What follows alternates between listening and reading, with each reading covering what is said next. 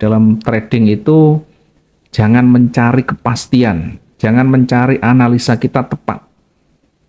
Tidak ada yang pasti dalam trading, tidak ada yang bisa membaca secara mutlak, kita bisa memahami kemana arahnya. Yang kita gunakan adalah probabilitasnya.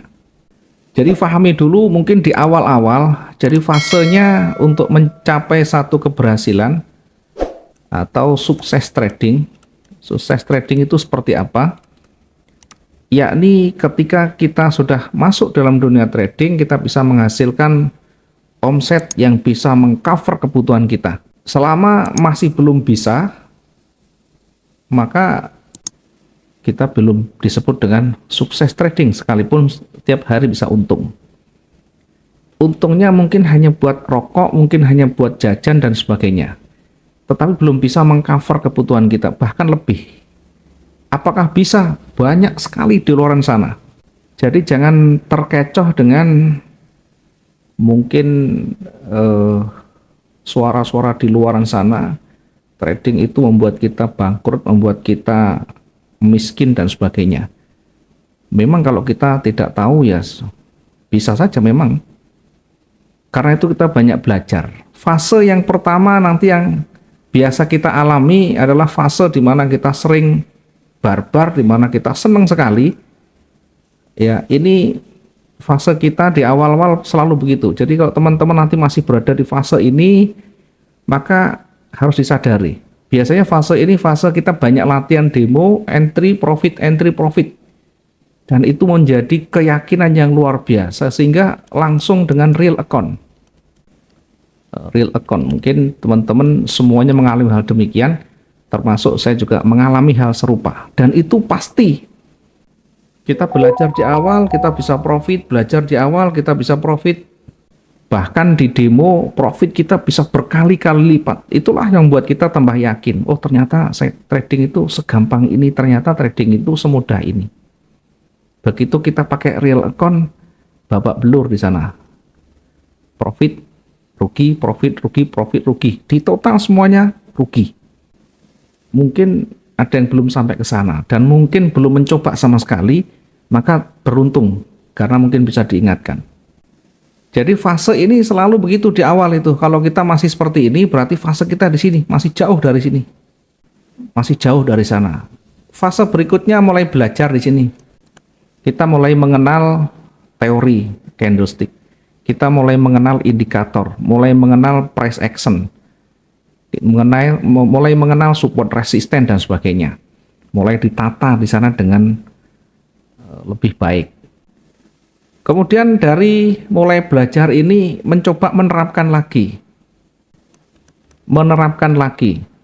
Untung rugi, masih ada untung, tapi belum bisa mengcover. Kemudian banyak belajar lagi sampai bagaimana cara bisa lebih nyaman di dalam trading.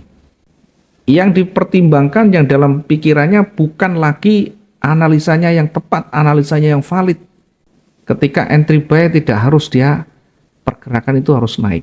Tidak harus menunggu sampai dia betul-betul kuat naik. Dia bisa membaca, bisa menyadari ketika pergerakan itu sudah berubah, langsung ambil resiko. Sudah mulai menerapkan di sana, tetapi hasilnya masih kecil. Masih belum bisa mengcover semua. Maka mengalami namanya fase nanti mencoba. Yang akhirnya berani mengambil resiko. Ini yang paling penting. Berani mengambil resiko. Selama tidak berani mengambil resiko, maka selama itu pula perjalanan kita akan merangkak. Berani mengambil risiko itu seperti apa?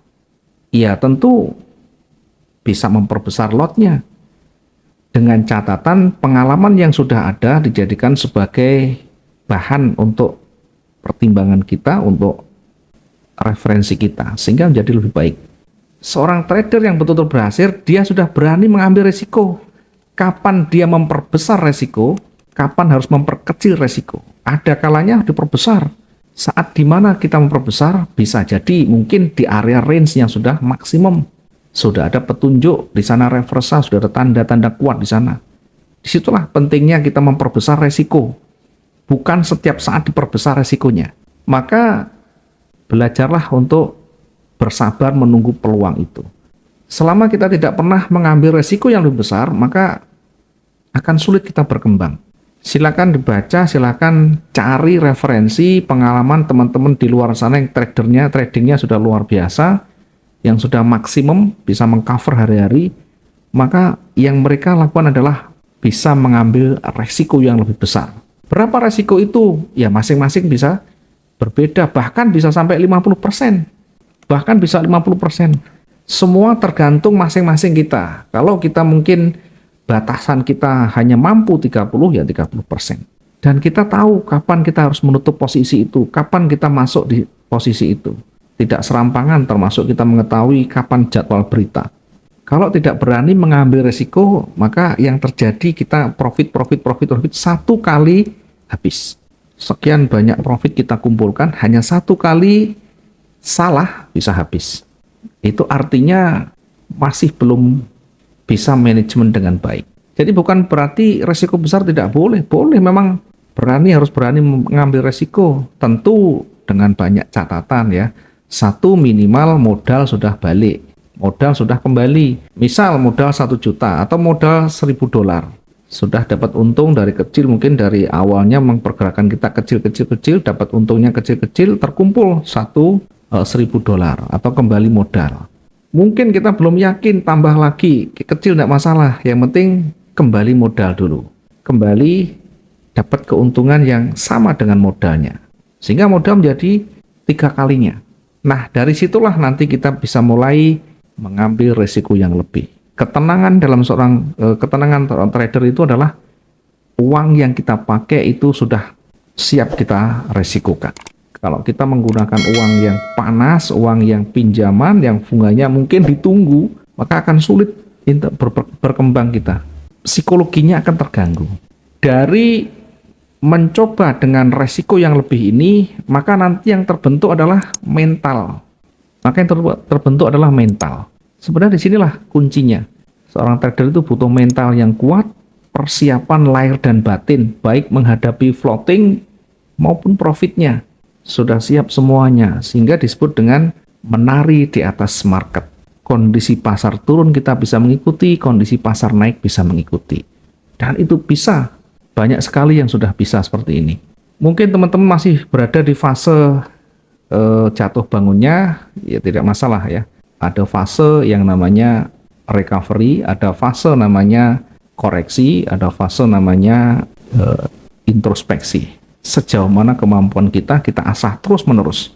Dari mengasah itulah nanti kita banyak belajar. Bukan nunggu nanti sinyalnya naik, ambil posisi buy di situ, TP sekian, SS sekian, bukan di situ. Maka saya ajarkan malam hari ini bagaimana yang paling potensial membaca pasar dan entry-nya di mana, resikonya di mana.